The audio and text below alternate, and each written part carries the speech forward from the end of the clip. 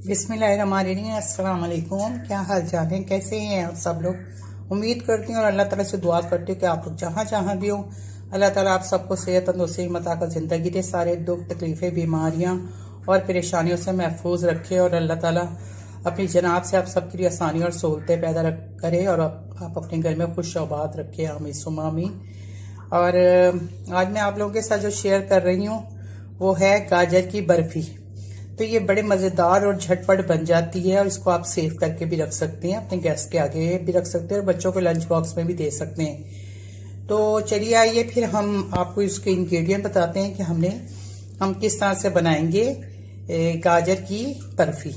तो गाजर की बर्फी के लिए मैंने लिया है गाजरें ली हैं, दिखाती हूँ आपको। अभी पहले आधा किलो गाजरें ली हैं और गाजरें हैं कुछ, ये मैंने पतीली में डाल के क्रश करके और इसको यहाँ पे रख दिया। आधा किलो गाजरें पतीली में डाल के रखी। अच्छा जी। और फिर मैंने लिया है दूध है, ये मैंने दूध लिया है 1 लीटर दूध जाएगा इसमें। और फिर ये इसमें जाएंगे नट्स जाएंगे, बादाम है और ये काजू है रोस्टेड। तो ये आप अपने जितने मर्जी डाल लें आप।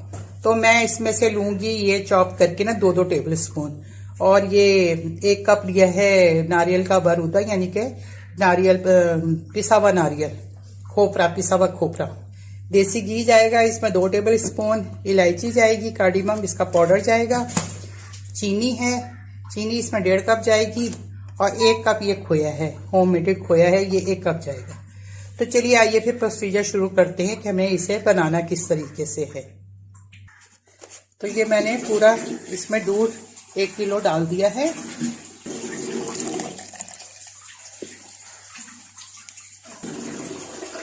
ये 1 किलो दूध में मैंने आधा किलो गाजरें रख दी हैं।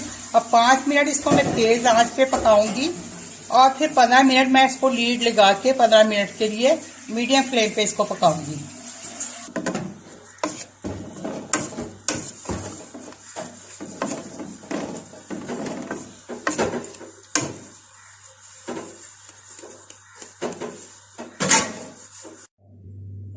अब मैं इसको ना मीडियम फ्लेम कर दूंगी। ये देखिए अब ये पक रहा है ना। अब मैं इसको मीडियम फ्लेम करके इसको और इसको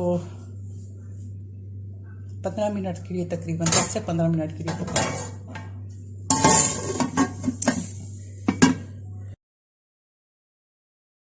अब ये जब इस तरह से दूध खुश्क होने लगे